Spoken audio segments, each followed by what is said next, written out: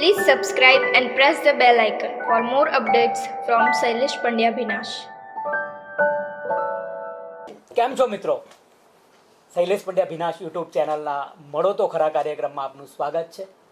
દર્શક મિત્રો, મારી સાથે આજે છે આદરણીય નવલકથાકાર. આમ તો મૂળ તો પહેલાં તો કવિ હતા, પછી તો નવલકથાકાર તરીકે ગુજરાતમાં અને ગુજરાતી જ્યાં જ્યાં વસે છે ત્યાં એમની પ્રસિદ્ધિ એવી કે હવે એ નામ પડે એટલે બધાને એમની અનેક નવલકથાઓના સંદર્ભ યાદ આવે. હું વાત કરી રહ્યો છું ડૉક્ટર કેશુભાઈ દેસાઈ સાહેબની. નમસ્તે કેશુભાઈ. નમસ્તે મિત્રો. અને શૈલેષભાઈ, તમે તો મારા બહુ જૂના મિત્ર છો. હાજી. તમારું તો નામ દરરોજ સવારે હું એટલા માટે લઉં છું કે હું હિમાલયનો ભક્ત છું. વાહ, અને તમે તમારા નામનો અર્થ હિમાલય થાય છે. ક્યાં વાત હે શૈલેષ. હાજી હાજી કેશુભાઈ, ખૂબ ખૂબ આભાર. મહાદેવનો હું ભક્ત છું અને મહાદેવને દળવંત પ્રણામ સાથે આપને પણ વંદન. વંદન એટલા માટે કે આપનું નામ જ એવું છે નવલકથાકાર તરીકે, પણ મૂળ આપ કવિ હતા. એ બધી જ વાતો કરવાની છે. પ્રથમ પ્રશ્ન એ થાય, આપનો જન્મ ક્યાં? અને આપ તો મેડિકલ ડાક્ટરી MBBS તલોદ સાથે સુધી જ સંકળાયેલા.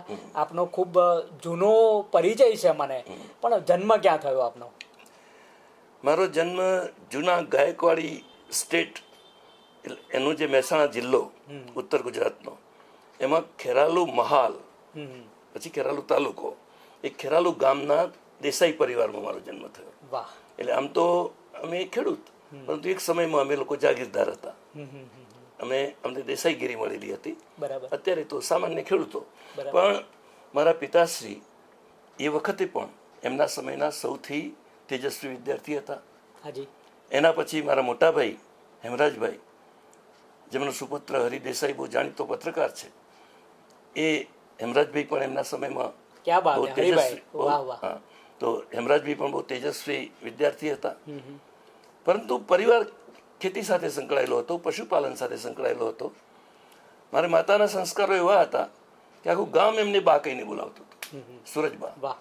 અને એ પરિવારનું હું સૌથી લાડકું અને છેલ્લું સંતાન. પણ સાથે સાથે હું એકલો નહીં, હું મારી માને પેટે એક લાડકી મારી બેનને લઈને આવ્યો હતો. વાહ. જોડિયાભાઈ બેન. જોડિયાભાઈ બેન. હાજી હાજી. કેશુભાઈ, ભણ્યા કેટલું આપ? SSC સુધી હું ખેરાલુની મ્યુનિસિપલ હાઈસ્કૂલમાં ભણ્યો.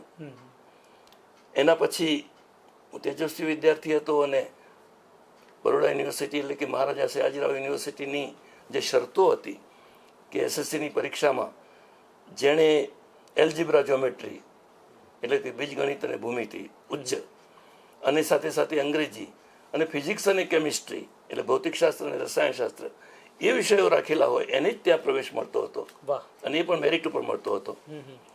મેં વધારાના એક વિષય તરીકે સંસ્કૃત પણ રાખ્યું હતું, કારણ કે એને હું છોડી શકું એમ નહોતો. ક્યાં બાત હે. એ મારા માટે ગિરવાણ ભારતી હતી. વાહ.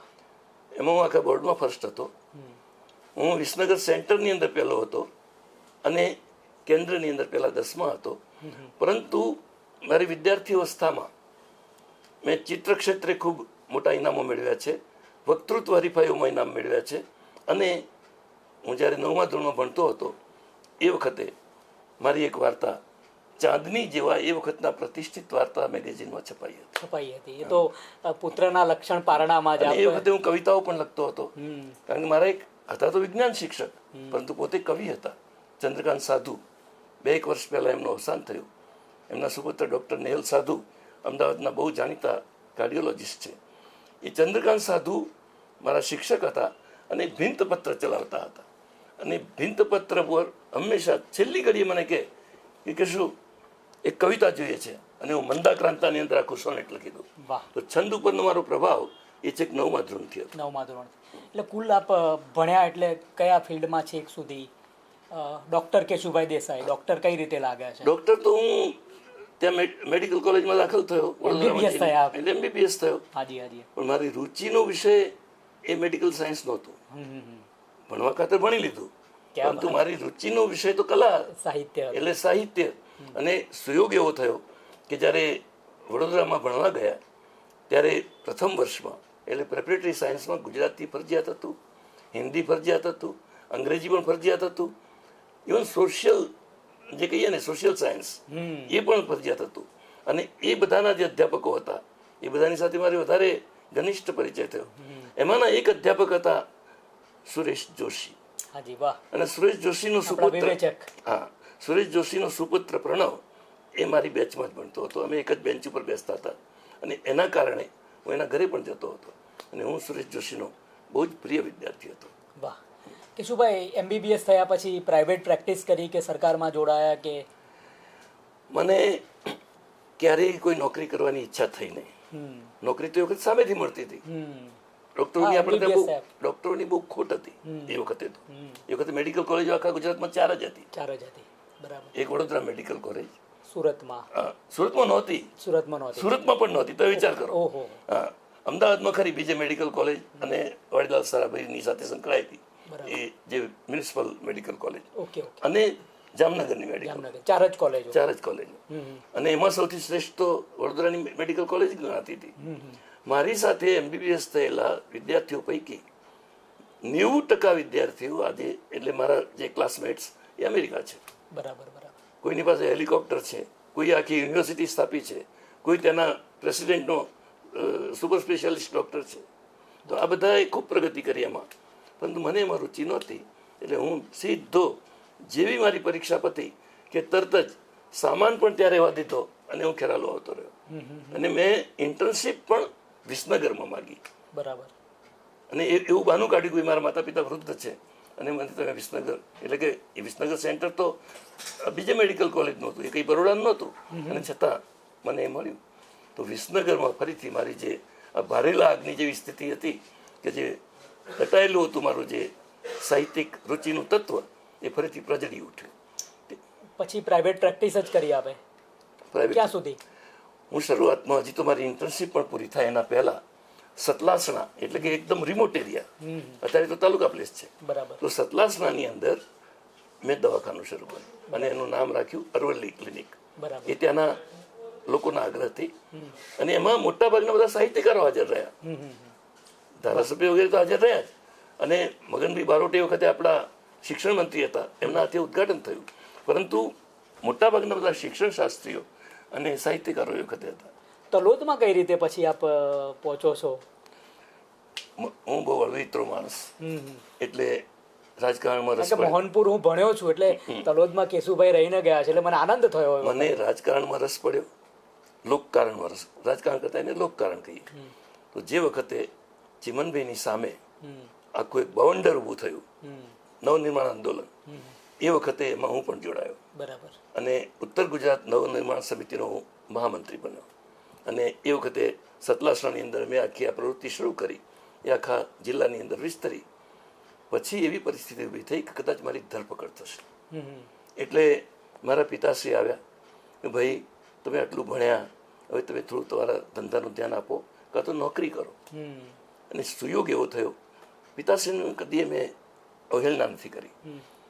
સુયોગ એવો થયો કે ત્યાં જે યેવલા બીડી તલોદની, તલોદ અને મૈયલ, અને યેવલા બીડીના જે શેઠ હતા જયશંકર ઉપાધ્યાય, એ જયશંકર ઉપાધ્યાયે એમના દાનથી ચાલતી ત્યાં આગળ એક સાર્વજનિક હોસ્પિટલ હતી. એ સાર્વજનિક હોસ્પિટલમાં કોઈ ડૉક્ટર ટકતા નહોતા, એકાદ વર્ષ ટકે પછી પોતાનું પ્રાઇવેટ કરી નાખે. એટલે મને એ મળવા માટે આવ્યા. અને મળવા કેમ આવ્યા? કારણ કે એમનું એજન્ટ ત્યાં સતલાસણામાં હતો, એને ત્યાં આવ્યા હશે. અને એ ભોગીલાલ શેઠે એમને કહ્યું કે અમારા અહીં ડૉક્ટર છે, રવાડે ચડ્યા છે, બહુ સારા ડૉક્ટર છે, અને એમને જો તમે લઈ જાઓ તો તમારા ત્યાં તમારી હોસ્પિટલમાં નોકરી કરે તો એ જરા સરખી રીતે કંઈક મેડિકલ સાયન્સનું કામ કરશે. મને એમને વગર ઇન્ટરવ્યુએ ત્યાં રાખી લીધો. અને મારા પિતાશ્રીનો આગ્રહ હતો એટલે ત્યાં ગયો. 1 ઓગસ્ટ 1975 દિવસે મેં તલોદમાં પગ મૂક્યો, અને ત્યાંથી 20 મે 1999 એ દિવસે કેશુભાઈ પટેલના કહેવાથી મેં યુનિવર્સિટી ગ્રંથ નિર્માણ બોર્ડનું અધ્યક્ષપદ સંભાળ્યું. એટલે આટલા વર્ષો હું તલોદની અંદર દવાખાનું મારું ચાલુ. 1992 આસપાસ હું ત્યાં મોહનપુરમાં હતો, એટલે અહીંયા કંઈક નવલકથાકાર રહે છે, અને મને આનંદ થયો હતો. અને આજે હું આપનો સાક્ષાત્કાર કરી રહ્યો છું.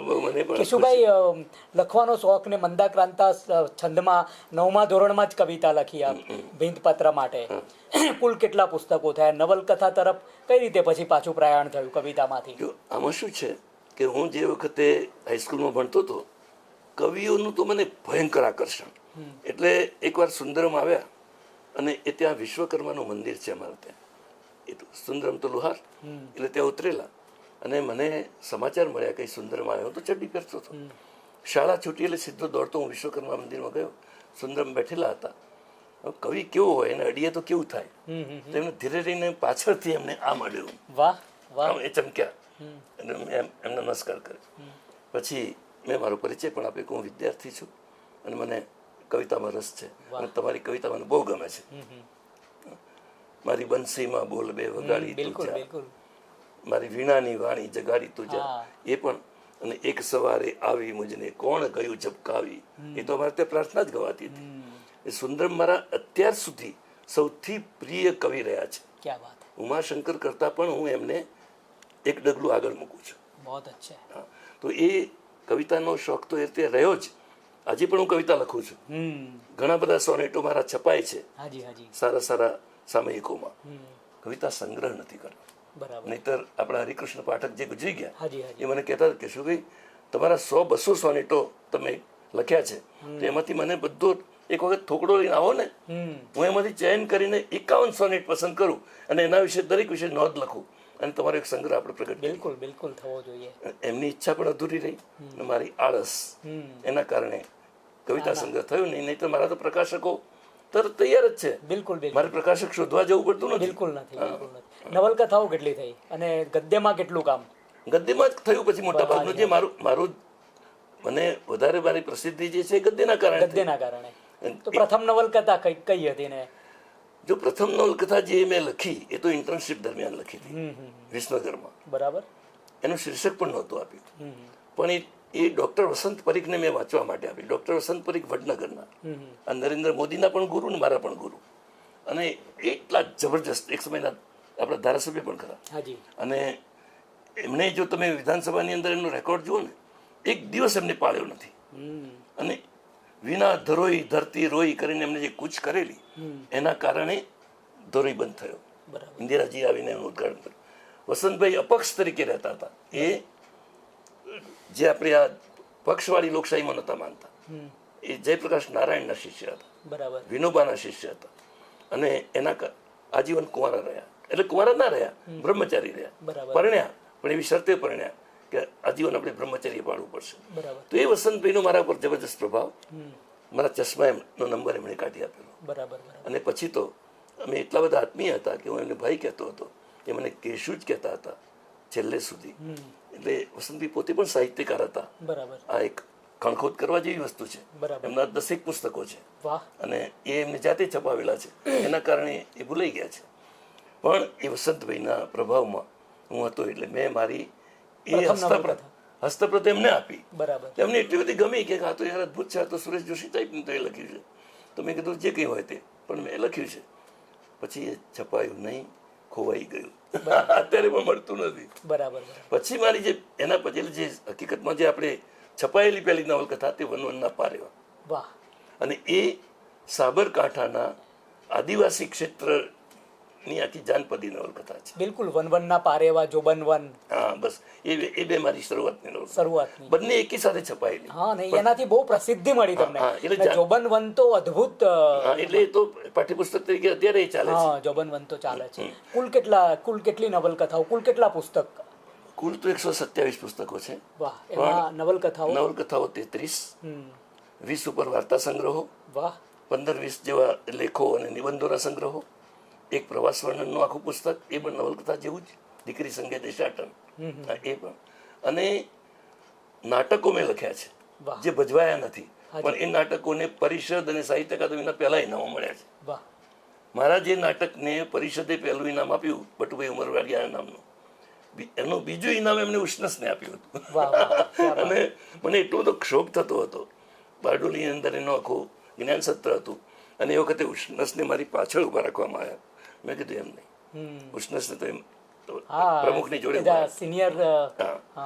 એટલે મારા સાહિત્યકારો સાથેના બહુ જ અંગત સંબંધો રહ્યા. બિલકુલ બિલકુલ. પન્નાલાલ સાથે, આ બધા આપણા જે બીજા સિનિયર જે એટલે આપને સુવર્ણચંદ્રક મળ્યો ડાહ્યાલાલ પટેલ વડોદરામાં, એમાં વક્તા તરીકે હું પણ હતો, આપણે સાથે જ હતા.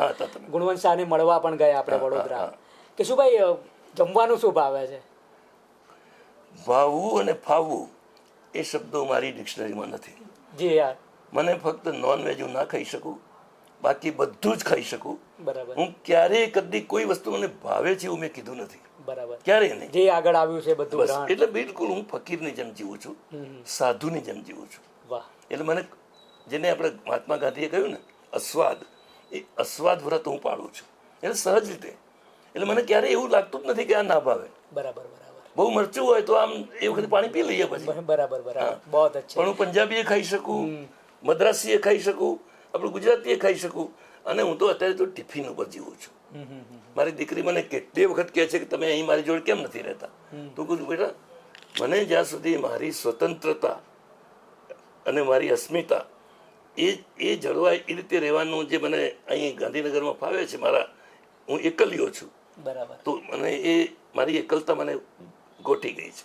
એ એકલતા એકાંતમાં પરિવર્તિત થઈ ગઈ છે. હા, એટલે જેને એકાંત ફાવે છે એના માટે જ પછી તો ભીડ છે. એટલે એ એકાંત હતું જ નહીં. શાંતાબેન જેવી એક પવિત્ર સ્ત્રી કુદરતે મને આપી હતી, અને એની સાથે પણ જો પૂર્વ શરત મેં કરી હતી કે મારે બાળકો નહીં થાય, મારામાં ખોટ છે, અને છતાં એ બાઈએ મારી સાથે લગ્ન કર્યા અને મને કહ્યું કે હું તમને જ મારું બાળક માનીશ, અને એ રીતે આજીવન જીવ્યા. બહુ અચ્છે. અને આપણા જમાનામાં તો પહેલા તો આશીર્વાદ પણ આપતા હતા કે જા તારે 10 પુત્રો થશે અને 11મો પુત્ર તારો પતિ હશે. એ તો સ્ત્રીનો સ્વભાવ તો માનો છે.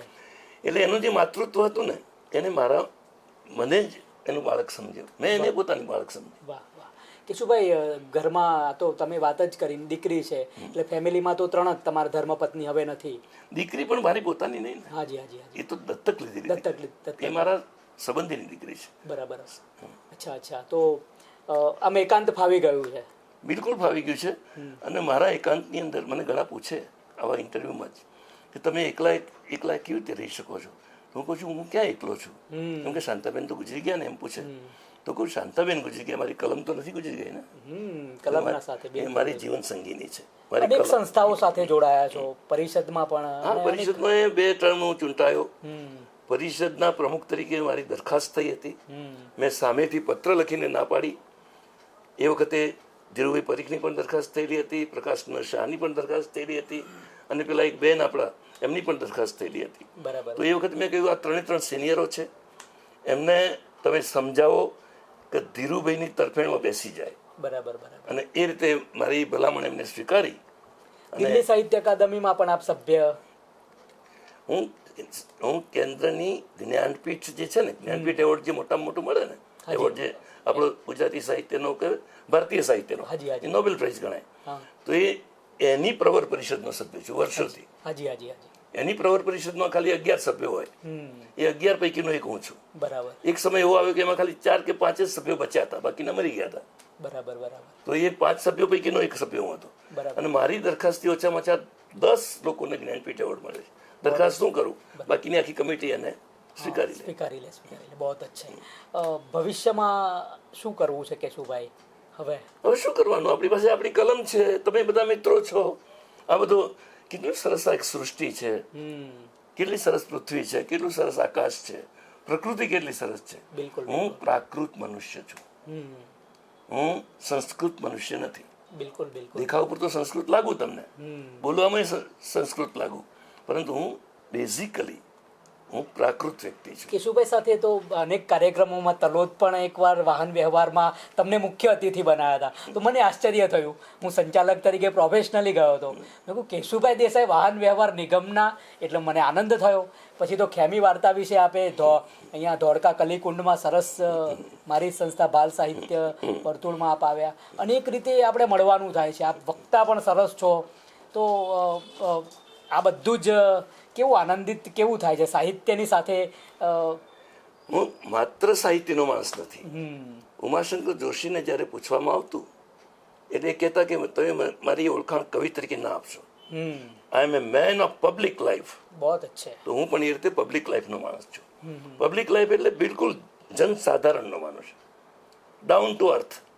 છેલ્લામાં છેલ્લો જે છેવાડાનો મનુષ્ય છે ને, એ પણ મને એટલો જ વાલો લાગે છે જેટલો બહુ મોટો સાક્ષર અથવા દેશનો વડોપ્રધાન કે મુખ્યપ્રધાન લાગતો હોય. પછી જ્યારે ચિમનભાઈ વિરુદ્ધનું બધું શાંત થયું, તમે તલોદ ગોઠવાઈ ગયા, રાજકારણ પછી શાંત પડી ગયું કેશુભાઈનું કે પછી પાછું? એ રાજકારણ ખૂબ ચાલ્યું અને રાજકારણના કારણે મારે વ્યવસાય આખું તૂટી ગયું.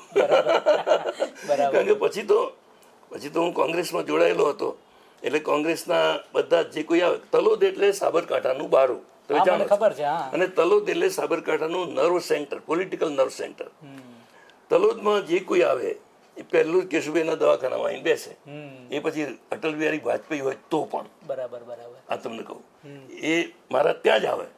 કેશુભાઈ પટેલ અનેક વાર આવ્યા, માધવસિંહ સોલંકી અનેક વાર આવ્યા, અમરસિંહ ચૌધરી તો જાણે હું મારા ખિસ્સામાં રાખતો હતો. અમરસિંહ ચૌધરી એટલા સરસ ને લોકપ્રિય માણસ હતા, પણ એમને મેં દક્ષિણ ગુજરાતના ચૌધરીમાંથી ઉત્તર ગુજરાતના ચૌધરી બનાવી કાઢ્યા હતા. એમની ખેડૂતમાં બતાવનાર હું હતો.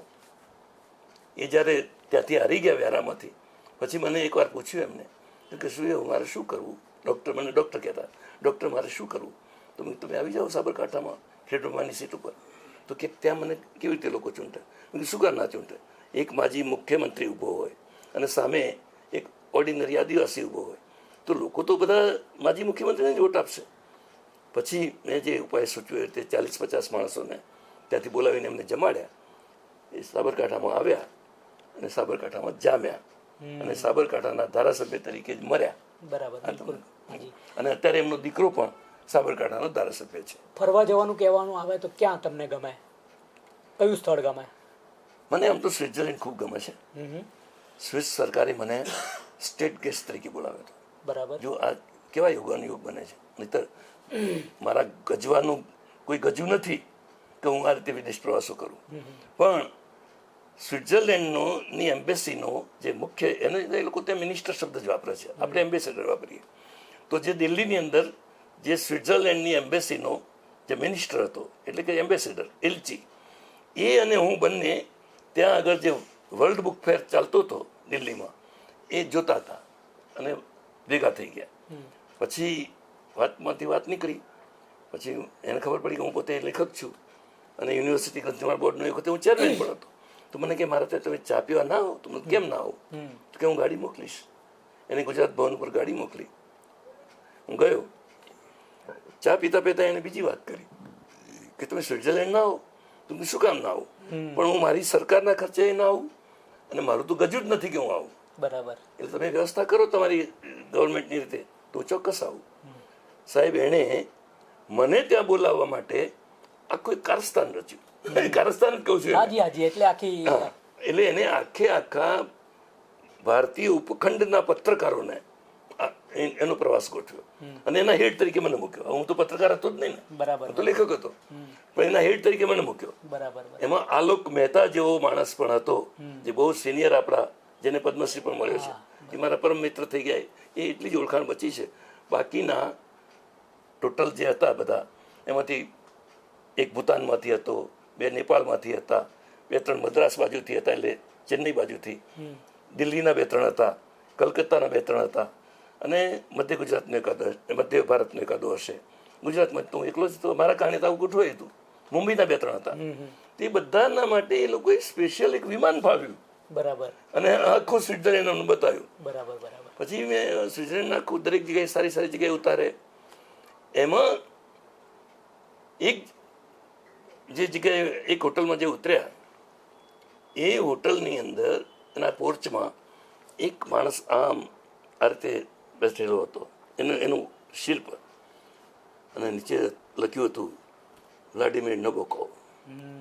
તો મેં કીધું આ તો રશિયાનો બહુ મોટો લેખક. તો કે હા. તો મેં કીધું અહીં કેમ એનું? એટલે કે આ હોટલની અંદર જ એ મંત્રો, સિટીનું નામ મંત્રો હતું, તો મંત્રોની અંદર એને આશ્રય લીધો હતો. ત્યાંથી એનો તો બહિષ્કાર થયેલો. એ વખતે તો જાહેર કોઈને ત્યાં ટકવા દેતો નહોતો, જે કંઈ સ્વતંત્ર રીતે લખે એને. એવડો મોટો કવિ, એવડો મોટો સર્જક, એને દેશ નિકાલ મળ્યો હતો. અને સ્વિટ્ઝરલેન્ડની સરકારે એને ત્યાં આગળ આશ્રય આપ્યો હતો. ત્યાં 17 વર્ષ એ એક જ એને મોટો સૂટ આપ્યો હતો, એમાં એ રહ્યો ને ત્યાં મરી ગયો. બરાબર. એવોર્ડ કેટલા મળ્યા કેશુભાઈ? ઘણી ઘણી જગ્યાએ પોખાયા છો. પણ એ બધું યાદ નથી રાખતો. એ બધું યાદ રાખવા જેવું કેટલાય નથી. પુસ્તકો. એનું બહુ મહત્વ પણ નથી. બિલકુલ. તમે એવોર્ડ મળે કે ના મળે, એક સમય પછી એવું સમજાય છે કે કોઈ બધું કોઈ. હમણાં જ સાહિત્ય પરિષદે મારી એક પેલી ઇન્દ્રાવતી કરીને નવલકથા છે આપણે ગાંધીનગર ઉપરની, એને શ્રેષ્ઠ નવલકથા તરીકે પંખવાનું કર્યું છે.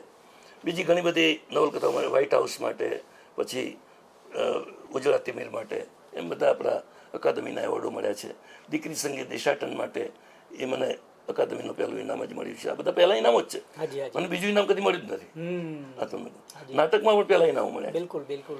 અને હું મારા જીવનની અંદર જાણે કે એક પ્રકારની મને એક વળગણ ઊભું થઈ ગયું કે હું નંબર 2 સ્વીકારી જ ના શકું, નંબર 1 જ સ્વીકારી શકું. પણ એક સાથે પેલા અનેક ઇનામો જ્યારે ત્યાંથી જાહેર થયા આપણા પરિષદના હોલમાંથી જ, એ વખતે હર્ષદભાઈ ત્યાં આગળ આપણે ખાલી અકાદમીના મહામાત્ર હતા, અને એ વખતે ત્યાંથી કાર્યક્રમ થતો. ત્યાં ફકીરભાઈ વાઘેલા એ વખતે મિનિસ્ટર હતા, એ આવેલા હતા એમના હાથે. તો ફકીરભાઈના હાથે મને 3 ઇનામો એક સાથે મળ્યા. અને એના કારણે મારા જે 5 ઇનામો પછી વધારાનું ઇનામ ના લેવાય એક નૈતિકતા હતી, પણ મને 7 થઈ ગયા મારા તો એ 3 ઇનામો જે એમને આપ્યા, મેં એમને કહ્યું એ ખરું કે આ 2 ઇનામો મારે પાછા આપવા જોઈએ, પણ કે ના તો એ રાખો ને, ફકીરભાઈએ જ કહ્યું. અને પછી એ મેં શાંતાબેન મારી જોડે આવેલા હતા, એમને ધીરે રહીને એ જે એની જે રકમ હતી ને એ રકમ એમને આપી, ને પછી જે પેલા સર્ટિફિકેટ આપ્યા હતા એને ત્યાં મૂકીને જ આવ્યો. બરાબર. એની કંઈ જરૂર નથી આપણે, એ કંઈ મઢાવી રાખવાની આપણે જરૂર નથી. હાજી હાજી. કોઈ પ્રશ્ન મારાથી ના પૂછાયો હોય કેશુભાઈ ને તમે પ્રકાશ પાડવા માંગતા હો? જે કામ કોઈએ નથી કર્યું એવું મેં એક વખત કર્યું.